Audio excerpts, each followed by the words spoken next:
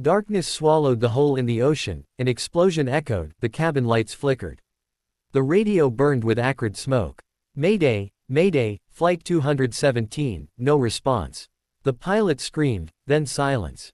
Chaos erupted in the passenger cabin. A woman rose from the middle rows, her eyes cold as steel. Her hand picked up the fallen radio handset from the floor. She switched to the auxiliary frequency, tuned to the NATO band. Her voice was quiet but clear. Phantom 9, vector override, civilian route. The NATO command center froze in shock. A young officer shouted, "Who authorized Phantom 9 activation? That person died 8 years ago in combat." Captain Sofia Bianchi, 35 years old, former NATO tactical pilot, call sign Phantom 9. 8 years ago, during Operation Silent Blade, she had been blamed for accidentally bombing a fuel depot that killed 6 teammates. The truth was more complicated, more painful, more political than the official records acknowledged. She had taken the blame for a superior officer's strategic mistake, accepting dishonor to protect someone who didn't deserve it. She had accepted disgrace and died in the official reports. Her records erased, her service forgotten. Now she lived anonymously in Bologna, working as a civilian aircraft certification engineer, deliberately avoiding anything connected to the sky. On Flight 217 to New York, she was just another passenger in Seat 17C, anonymous among ordinary travelers. Passengers lived their normal lives, engineers discussing projects, doctors comparing medical techniques, businessmen reviewing presentations. Everyone absorbed in everyday concerns. Sophia just smiled quietly, listening without engaging, maintaining the calm demeanor of someone who had learned to be invisible.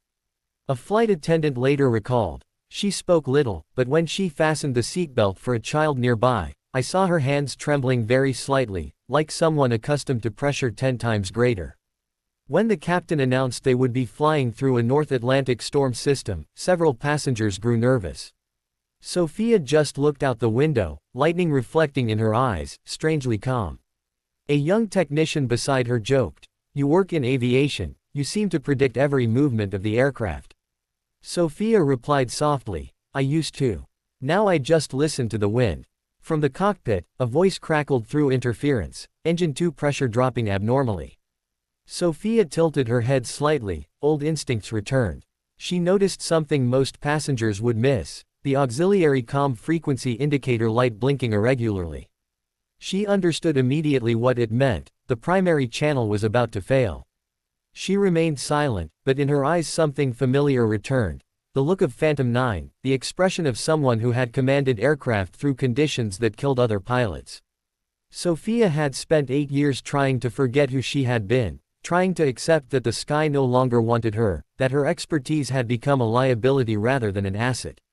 She had been one of NATO's best tactical pilots, able to coordinate multiple aircraft through the worst combat conditions, able to make split-second decisions that saved lives when hesitation would have killed. During Operation Silent Blade, a massive extraction operation in hostile territory, she had received orders to bomb a suspected enemy fuel depot to prevent pursuit of evacuating ground forces. She had immediately questioned the intelligence, recognizing that the thermal signatures did not match enemy installations, that civilian heat patterns were visible in the surrounding structures. But her superior, Colonel Antonio Moretti, had overridden her concerns with fury and condescension. "Execute the order, Captain. The intelligence is solid. Bomb the target." That's a direct command. The intelligence was not solid. The target was not an enemy depot but a civilian generator facility. The explosion killed 6 NATO Special Forces soldiers who had been using the building as a temporary command post, their presence unreported due to communication failures. The commander needed someone to blame. Moretti needed to protect his career. And Sophia, believing in honor over self-preservation, made a choice that haunted her for 8 years. "I misidentified the target," she lied during the inquiry. "I failed to verify coordinates properly. The deaths are my responsibility." They stripped her of her rank, declared her negligent. When she disappeared rather than face further investigation, they declared her killed in action to close the file cleanly. For 8 years she lived with that choice, wondering if silence had been courage or cowardice, if protecting Moretti had saved the unit's reputation or merely enabled more mistakes.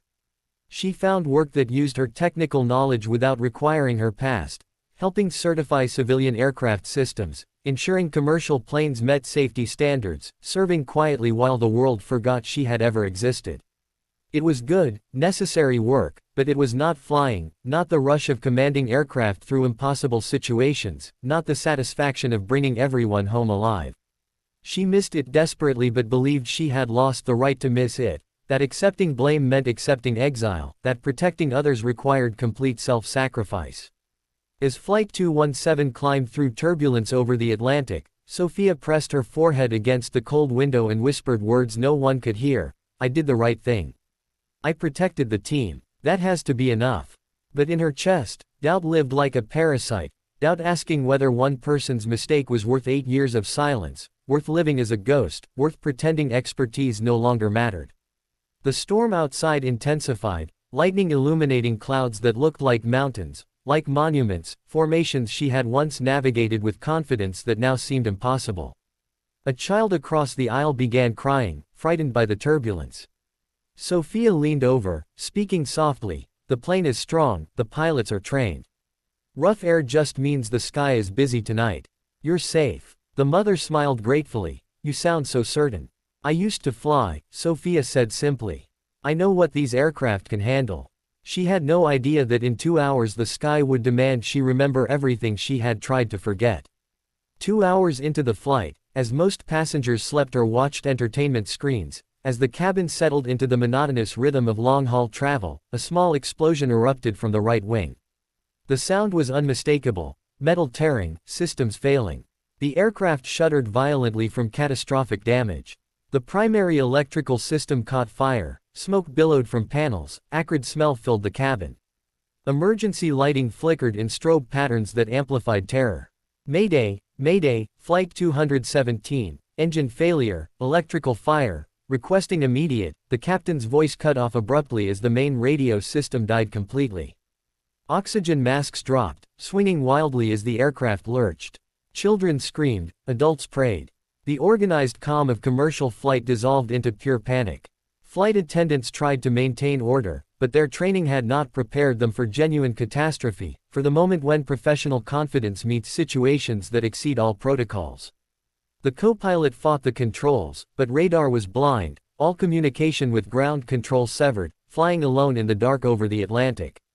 With no way to call for help, Sophia stood immediately. Her body moved before her conscious mind decided. 8 years of civilian life fell away like a discarded costume. She moved quickly toward the cockpit, ignoring protocol, ignoring flight attendants who tried to stop her, moving with purpose that cut through chaos. Return to your seat. A male passenger grabbed her arm, his grip tight with fear masquerading as authority. She looked at him with eyes that made him release her instantly. If I do that, everyone on this aircraft dies. So let go. She reached the cockpit door, found it locked per post 9/11 security protocols, knocked in a specific pattern that identified her as crew, even though she wasn't. The co-pilot, drowning in emergency procedures, made a split-second decision and opened it. Sophia stepped in and immediately assessed the situation with the speed that only comes from having lived through worse. COM 1 is dead. Try COM 2 backup, UHF frequency.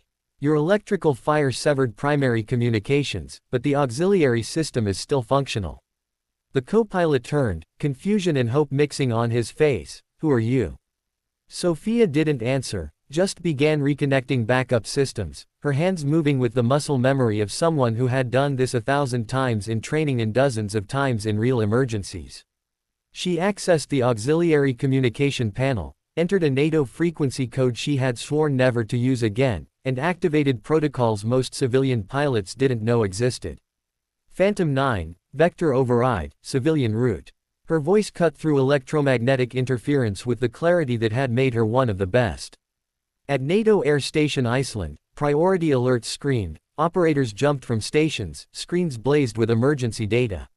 A young officer shouted in disbelief, call sign Phantom 9 just activated, that's impossible, that pilot has been confirmed Kia for 8 years.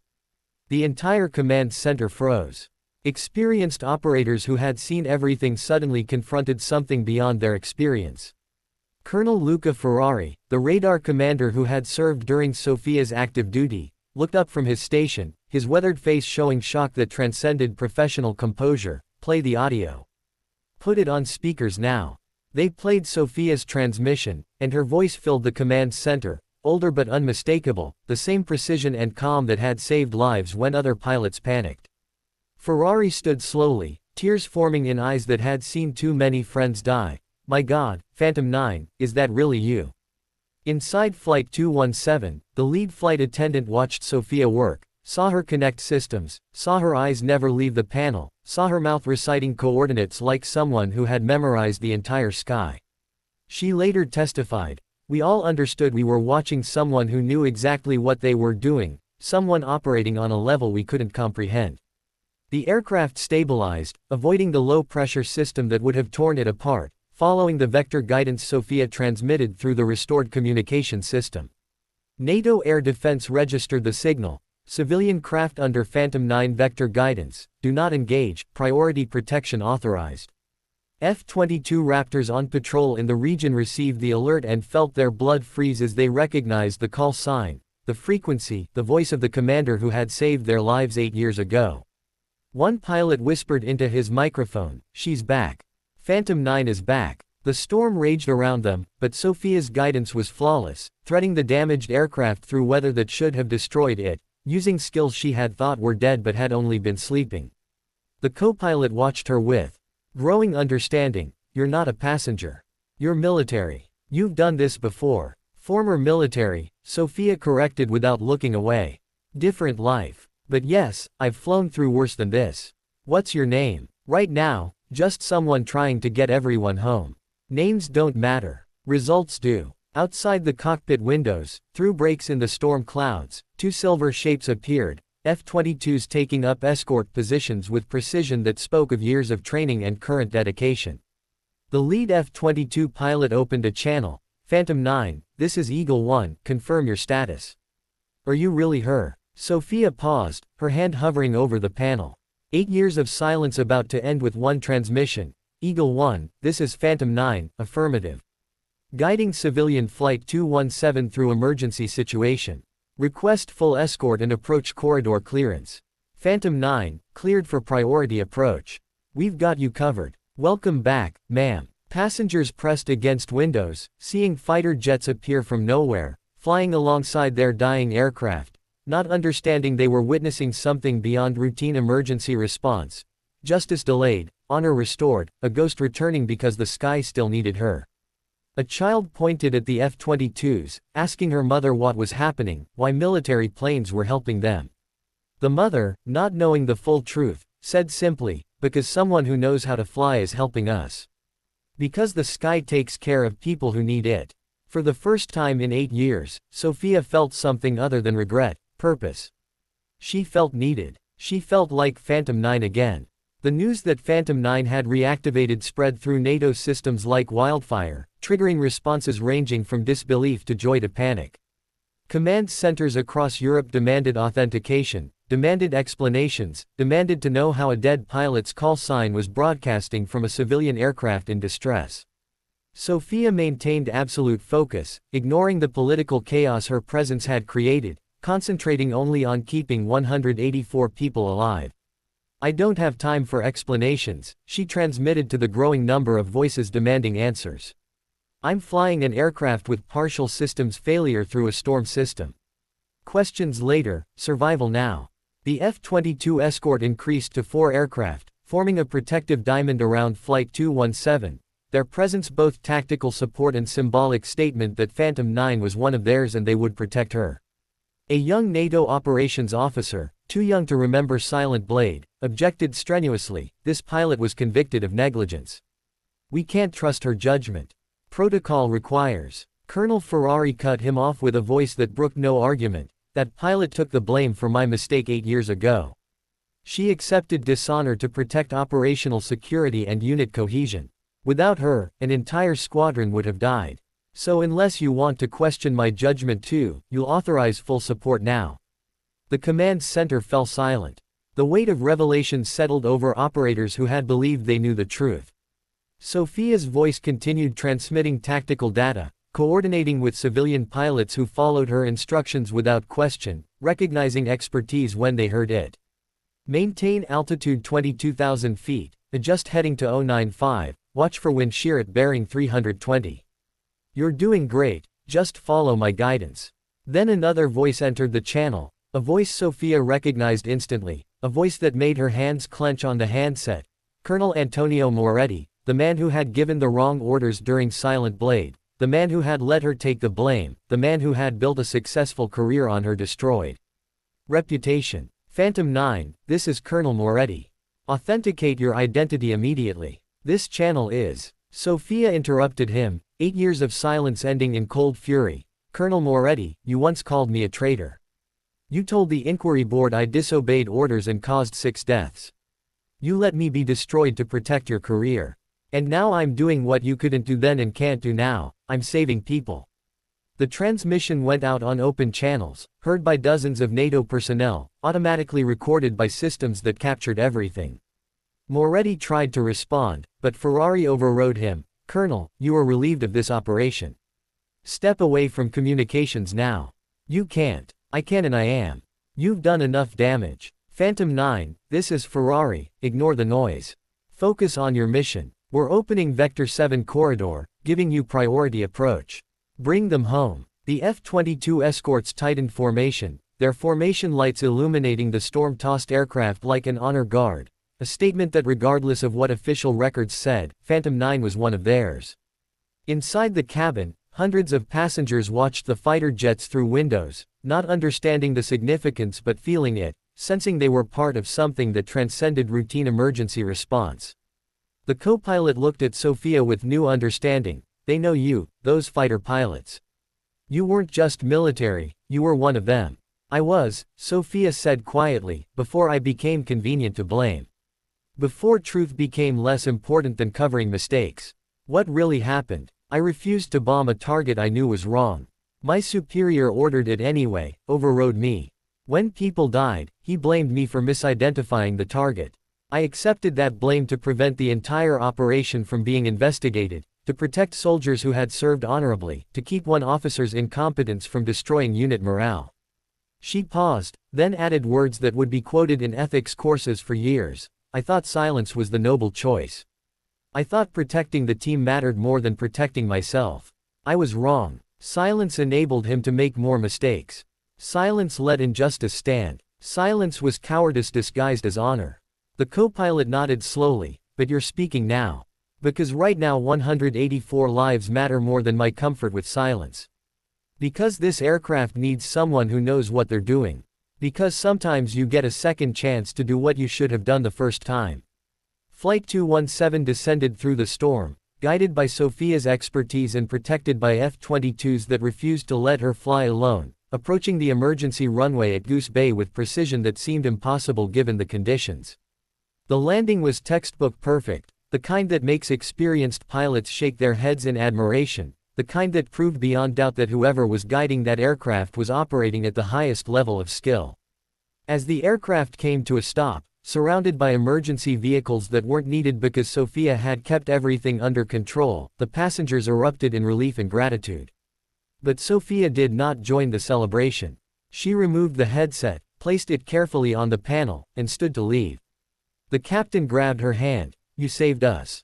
Who are you really? Sophia looked at him with tired eyes that had seen too much, just someone who remembered how to fly when it mattered. That's all. That's enough. She walked toward the exit, but the co-pilot called after her, the F-22s, they're waiting for you. On the tarmac, 4 F-22 pilots stood in formation at attention as Sophia emerged from the aircraft. They saluted in perfect unison, the traditional military acknowledgement of respect and recognition. She stopped, stood straight, and returned the salute with precision that 8 years of civilian life hadn't erased. The lead pilot stepped forward. Ma'am, we all learned to fly using procedures you developed. We all survived combat using tactics you taught. We're honored to have escorted you. Welcome back. Sophia felt tears threatening but held them back. I'm not back. I just helped when help was needed. Now I go back to my normal life. With respect, ma'am, nothing about you is normal. And the sky needs pilots who do the right thing regardless of cost. She didn't answer, just walked toward the terminal where 200 people she had saved were waiting to thank her, where cameras were waiting to expose her, where a life built on anonymity was about to end. But for the first time in 8 years, she walked with her head up. Within hours, the story dominated every news outlet, spreading across social media faster than any containment attempt could manage. Mystery Woman Saves Flight 217 became, former NATO pilot blamed for deaths proves innocence by saving hundreds. As the full story emerged, NATO was forced to address questions they had hoped would stay buried, to explain how a pilot declared negligent had just demonstrated expertise that exceeded most active duty officers. Official investigations were launched, records unsealed, testimonies reviewed. Slowly, inevitably, the truth about Operation Silent Blade began to emerge. The 6 soldiers had not died because of Sophia's mistake but because Moretti had ordered the bombing of a target based on faulty intelligence and had overridden Sophia's objections. The thermal imagery she had questioned showed civilian patterns. The coordinates she had wanted to verify were incorrect. The decision to proceed had been Moretti's, enforced through direct command override. But Sophia had accepted blame to prevent the entire operation from being investigated, to protect operational security, to shield soldiers who had served honorably from being tainted by command failures. Colonel Ferrari appeared at a press conference, his uniform displaying 30 years of service medals, his face bearing the weight of 8 years of guilt. Captain Sofia Bianchi, call sign Phantom 9, was blamed for my strategic mistake 8 years ago. She accepted that blame to protect the unit. I allowed it to happen because I was a coward. But last night she proved what I've always known. She is one of the finest pilots NATO has ever had the privilege to train. She saved 184 lives using skills we told her were worthless. She flew with honor while we flew with convenience. He paused, looked directly at the camera, speaking to Sophia wherever she was watching. I'm sorry we failed you. But the sky didn't. The sky remembered. And we should have too. The statement went viral, shared millions of times, quoted in discussions about institutional failure, about how organizations protect themselves at the expense of individuals, about how truth gets buried when it's inconvenient. Colonel Moretti was placed on immediate administrative leave pending investigation. His career, built on Sophia's destroyed reputation, began to crumble as testimonies from Operation Silent Blade were reviewed. Soldiers who had served under Sophia came forward, sharing stories of her skill, her judgment, her refusal to take unnecessary risks, her commitment to bringing everyone home alive. She made us think, made us verify, made us better, one pilot testified. And when command blamed her for their mistakes, she stayed silent to protect us. We should have spoken up then. We're speaking up now. Social media erupted with #Phantom9 returns.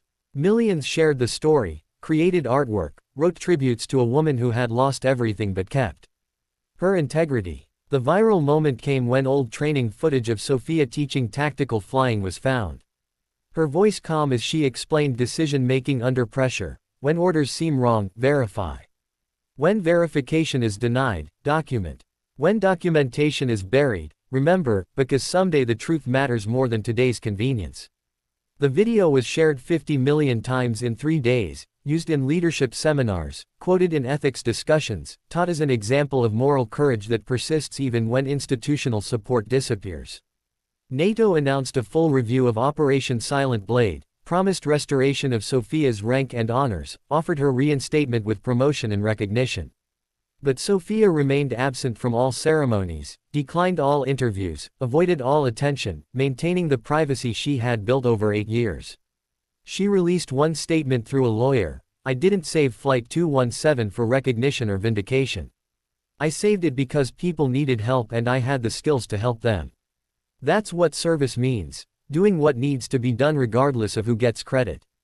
I don't need my career restored. I need to know I did the right thing last night. I did. That's enough. The statement itself became a cultural touchstone, shared and discussed as an example of service without ego, competence without arrogance, courage without the need for applause. The burned radio handset Sophia had used was donated to a NATO museum, displayed with a plaque reading, Phantom 9, the voice that saved 217. Some call signs never die. Some pilots never stop serving. Young officers at NATO academies began studying Operation Silent Blade not as a case of pilot error but as a case study in moral courage, in speaking truth to power, and accepting consequences for doing right. The passengers of Flight 217 created a foundation in Sophia's name, funding aviation safety research and supporting pilots who faced unjust discipline for making ethically correct but politically inconvenient decisions. And somewhere in a quiet apartment in Bologna, Sophia Bianchi watched the news coverage, read the testimonials, saw her name restored and her honor acknowledged. She cried for the first time in 8 years, not from sadness but from relief, from vindication, from the knowledge that silence had finally ended and truth had survived. If you believe true strength lies not in status but in will, comment, I will live with honor. 1 week after Flight 217 landed safely, Sophia disappeared from Bologna, leaving behind her apartment, her job, her carefully constructed civilian identity, simply walking away from the life she had built in exile. She traveled north to Iceland, to the base where she had trained as a young pilot, to the place where Phantom 9 had been born. She stood alone on a frozen beach near the runway, looking up at the sky where F-22s practiced formations, their contrails writing temporary messages in ice crystal clouds. In her pocket she carried an old identification card marked Phantom 9, for those who fly beyond orders. A card she had kept hidden for 8 years, a reminder of who she had been before silence. Colonel Ferrari found her there, standing in the cold wind, watching aircraft she had once commanded, flight patterns she had once taught. You don't have to disappear again, he said, standing beside her. Come back officially, with full rank, full honors, full acknowledgement of everything you did. Sophia smiled, but the smile carried complexity that simple happiness couldn't capture. I'm not the same person I was 8 years ago. I've learned things I needed to learn. I've understood that silence sometimes protects and sometimes destroys. I've discovered that you can lose everything and still have what matters most, which is the knowledge that I did the right thing. Last week I saved 184 lives. 8 years ago I protected a team. Both choices cost me something. Both mattered. And I'd make them both again. Ferrari nodded slowly. What will you do now? I don't know. Maybe teach, maybe consult, maybe just exist without needing to prove anything to anyone. I've spent 8 years being dead. Maybe it's time to figure out what being alive actually means. Above them, F-22s flew past in formation, dipping their wings in the traditional salute, acknowledging the woman who had taught many of them to fly. Sophia raised her hand, not quite a salute but an acknowledgement, a reciprocal gesture that said, I see you. I honor you. Thank you for remembering. The lead pilot's voice crackled through a handheld radio Ferrari had brought. Phantom 9, this is Eagle Squadron. Thank you for teaching us that doing right matters more than following orders. Thank you for showing us that honor survives even when institutions fail. And thank you for coming back, even if just for one night. You saved more than one aircraft. You saved our faith in what service means. Sophia took the radio, pressed the transmit button, and spoke words that would be her final transmission on military frequencies. Eagle Squadron, this is Phantom 9, final transmission. Remember that rules exist to serve people, not the other way around.